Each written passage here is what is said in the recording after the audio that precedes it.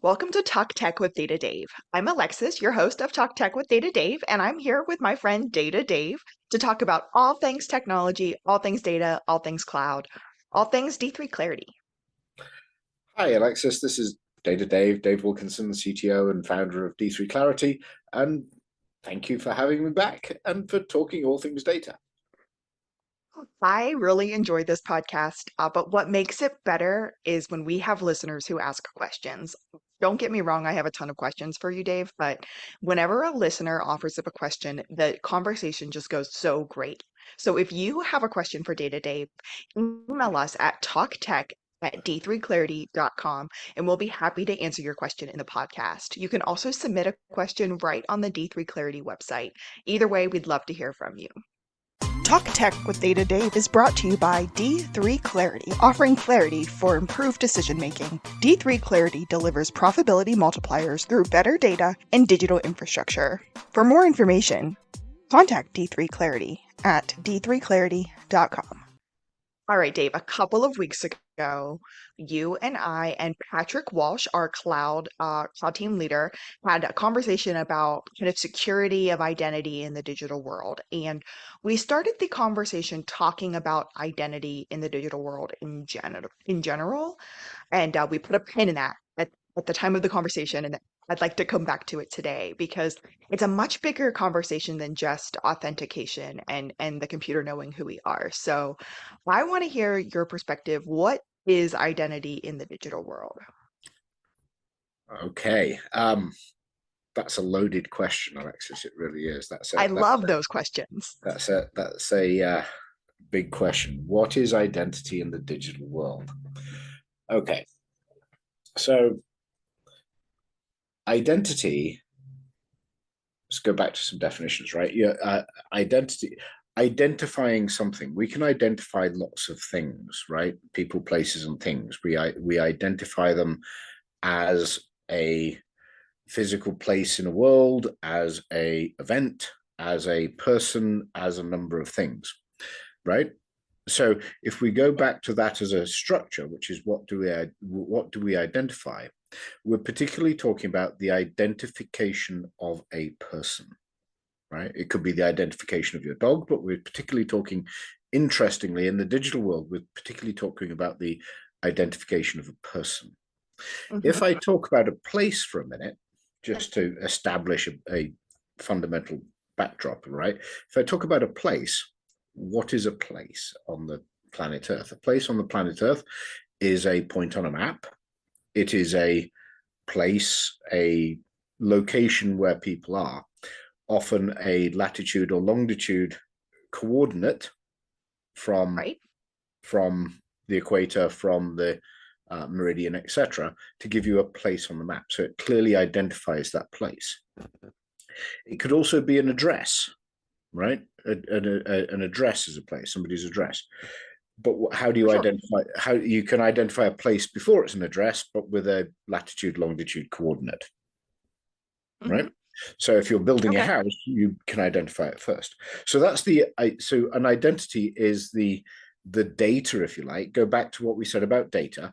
Get back to the very root, right? Back to the first discussion when we talked about data and data being the evidence of a thing, the historical evidence of something, the parameters that describe the thing. So the data describing a place would be the coordinates. The data describing a place would be the address. So the address is the identity of a place. The digital identity for a place is an address. There is something here, and you know how to dereference that address and get to that place. Yeah, that all makes sense. Right? It all makes sense, all perfectly reasonable. So now we get into you as a person. What is your identity on it, right? You have an identity. You have a unique identity. You are Alexis, a very special person. I'm a host of a podcast. Yeah. That's right. You are Alexis. You are a very special person. You have an identity. You exist in space. You exist in time, right? You exist. So how do you identify yourself is one question. You're Alexis. You have a name, right? The name is a moniker, a piece of data that describes you. But that's not unique. There are other Alexises. There sure are. There's even an Alexa, who sometimes we talk to right now. Right. And sometimes you talk to on accident Right, because exactly. you say my name. So so you have an identity, but so the question becomes, what data uniquely identifies you as that particular Alexis, right? So And you may other pieces of data that would help identify me would help besides just my name. besides just your name. And Okay. often, if you think about a commercial world, often it's your name, the place where you live, so your address, your whole Hmm. name, right? And names are interesting in their own right because they change in culture by culture, Right. right? So, for example, in Iceland, they still use um, the first name and son as a addition to the moniker, right?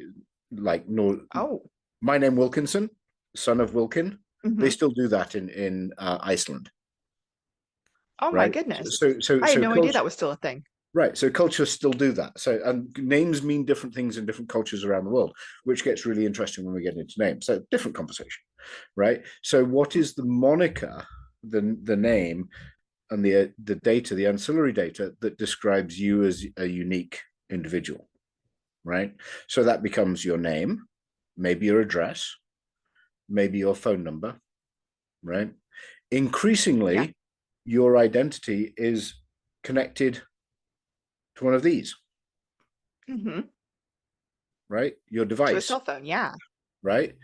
And that is actually uh, contains more information about you than you would possibly think, Oh, I right? believe it. Yeah. So the data that describes you becomes a proxy for your identity, right? So the data So describes like my birthday, my social security number, my exactly. name, those Yeah, are all things that describe me. they're all things that describe you and allow you to be described and reached and talked to. Mhm. So your name, date of birth, social security number, right? Address, phone number, the device that you carry, etc. And I Mhm. said that intentionally rather than necessarily using phone number because that's a slightly different viewpoint. Um, Right. so all these things uniquely identify you. Interestingly, when we were doing some work in identity a little while ago, we had a lot of challenge with identifying twins at point of birth before, Right. We talked about this a little bit once before. right? Because they don't have unique names at that point, and they haven't established an identity. An identity hasn't been given to them, so it's baby A and baby B. But you're right. And how do you But they have the start same birthdays and they have the same, same almost the same birth birthday? times and the same parent names. Yeah. Exactly. So it can get confusing. Um, so that's the basis of what we mean when we say digital identity is the data that describes you and the data that you use to describe yourself, right? So why do we make such a fuss about it? Another valid question, right? Is Yeah. and we do we make a huge fuss about it because this can be very private information, right?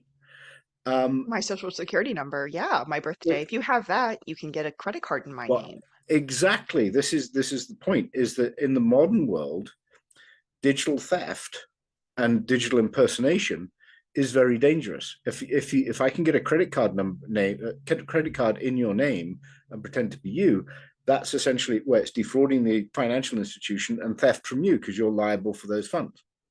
Hmm. So so having this data, this information that describes you, makes it makes a big deal, becomes a big deal, right? And whether it's your credit information, if you remember in the other session, we were talking about PII, PCI, and PHI, Right. Right. right? Yep. So PII is the basic identifying information. This is what you might give to a retailer when you check out with cash. And you say, "Oh, would you like to receive information about this?" And you say, "Oh, yes. Here's my email address, and my name is Mm. Alexis." And yeah, send me details on your offers. You might give that.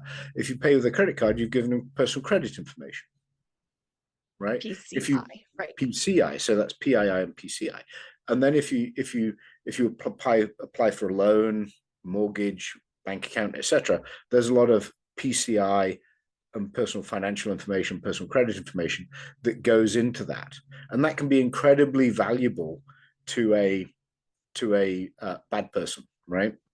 To steal from you. Yeah. But your identity, your PII, is also valuable in that they can impersonate you, so they could log on to the websites as you. So insider type crime, when people impersonate an employee, get into their account, and then cause havoc, theft, and other things within that environment, right? So this personal information, this identity, is incredibly important, right? Hmm. And from on a corporate perspective, you want to talk to the person you think you're talking to, right? Yeah. You don't want to share the wrong information with the wrong people, and you want to think if I'm trying to persuade you to buy something, I want to actually know that I'm talking to you, Hmm. right? And So I this, think I think that's something that we do, or that's something that I do in my role pretty regularly. I act as our M365 admin. right. So when people need resets on their passwords, they come to me, Mhm. and I don't just reset their passwords for them. I have to make sure that it's them that they're asking for, That's or right. it's them that's asking this question, and that's my way of protecting their identity, and I guess that's my way of protecting the org. But I guess I've never thought about that in this context before. I always just thought, that was the right thing to do. But this all makes a lot of sense. Yeah, it is the right thing to do, absolutely. But this is kind of why behind it, which is there's the data behind that. Now, you've also dealt with what we call strong passwords and making sure people generate strong passwords Hmm. and not guessable passwords. If I know enough about me and I know my birth date and other things, and my dog's name and my mother's maiden name, which all of which is relatively easy in social media. If you look at Facebook and other things, certainly less so now, but a few years ago, when everybody was putting whole profiles on Facebook and things, Hmm. you could actually glean, and one of the common security questions is, what's your mother's maiden name? Right. Right. Well, actually, in an era of Facebook, that's really easy to determine, right? Just look at the people you're connected to in Facebook. Your mother might be Hmm. one of them, and then trace back that person's history. And you can write computer programs to go and mine all this information. So that's why we get into stronger passwords with fancy characters and weird stuff in them, to make them less guessable rather than just fairly basic information, like the security questions. What was your first car? Okay. What's your mother's maiden name? What's your pet's name? Etc. That's actually discoverable information, right? I'm But really tricky because I've never had a pet, but I like to answer that question anyway. there you And go. so anyone who knew me, never gonna guess it. It's Shrek. Yeah. Oh, Dave, come on. I'm just kidding. um, but all this forms your identity, right? So as more and more, your identity is bigger and bigger, right? Because your total digital footprint starts to form your identity, right? Because your digital Hmm. footprint is actually unique. What you've purchased, where you've been, what have you done? That's why mobile phones are so valuable, and why we're tying identity more and more to mobile phones, because people store their personal history on their mobile phones, and that becomes a crucial Hmm. part of it, right? And so that becomes essentially a proxy for your identity, and your identity starts to be your entire passage through life, right? We all grow by our experience, right? We become ourselves through the experiences we've had, right? Nature and nurture and all that kind of stuff. It makes us who we are. In a digital world, the digital footprint that we leave behind us is the same kind of thinking, right? It's the nurture part of it. It's the footprint of all the history that we've done. We've built from our experiences, and our digital identity is garnered from that. Because you can say that part of your digital identity is which movies do you watch, Hmm. what accounts do you use, how much time do you spend online. Well, all this information from a digital marketing perspective is useful to help people target you, Alexis, Hmm. right? Because it's the data that makes you unique. right? It's all the data that now builds up to make you unique, and you've left a digital footprint throughout your life. One of the things that you said very early on in our conversations, day to day, was something along the lines of these data points identify you, but these data points are not you. Yes, And sounds but like in the very digital clever. world, that gets kind of hinky because I'm not in the digital world. I'm sitting in my office talking to you. Right. Um, it, in the digital world, there's all of these data points that help identify me. Yes. And so I always think about that, and I'd love to hear more about that concept from you. Well, you are a unique, of course, you're unique. You are unique. You're a unique biological entity that exists in space and time, right? You're Hmm. not zeros and ones in a computer. You're not a piece of paper. You're a unique, and you have. Um, if we get a little philosophical for a minute, you have free will. You are making decisions. Data points are static. Data points cannot be you. They describe what you have done. It goes back to what I said before, which is data is evidence that something happened. So Right. you leave a wake of data behind you, but you as the identity are creating, making decisions, creating these data points, creating this wake. What's interesting is, I think I said this in another episode as well, when we said mathematics is the language of prediction and then data is the Mhm. language of history. Well, what people are trying to do is use the wake of data points that you're leaving behind you to predict what your behavior is going to be next, because they want to Mhm. know what you're going to buy. They want to know what you're going to do. They want to know what Alexis, it's valuable to know what Alexis is going to do. What horse are you going to put money on Saturday, right? This is useful information. And you leave this wake of data points that people are mining to be able to predict, use mathematics to predict the future, to predict your future in particular, right? Which is why you want to be, you could argue, I either do or don't want my future predicted for me, Mhm. right? I want to be spontaneous. I don't want somebody always knowing what I'm doing. But some of that is actually really, really helpful. Like Oh, absolutely. I buy clothes on Amazon because I'm lazy and I don't like to go shopping. But Amazon goes based on your shopping history. This is the size that's likely going to fit you the best. And Right. 95% of the time, Amazon's right. That's the size I needed. And so that's really handy. And so as much as I sometimes am like, down with people following me on the internet, I'm also like, oh, it's so handy. Right. It's a double-edged sword, It's right? so nice. Yeah, Yeah. it's an absolute double-edged sword, which is, we want the benefit, but there's a price to pay, Hmm. right? So you are not your data, right? You have independent thought. You control your emotions. Well, none of us really control our emotions, Our but emotions really control us. But again, that's a philosophical that's a different question. topic. But you control your path through the world. You control your path through life, and you've got free will within that. Your data is a wake that you leave behind in the digital world, and that it is all a pointer to you, and it references you, and it starts to say this person is unique because, and this is we're getting smarter and smarter with that, right, from a digital perspective, which is more and more data is used to identify you. But Well, I we're think that's creating. the big picture for today, though, right? It's that truly our identity in the digital world is just a wake of data points that we leave behind us by doing things. Right. And that has become our online digital identity. And then the importance of remembering that our online digital identity is not necessarily us. It's not us, and it's up to us to control that, and it's up to us to respect other people's.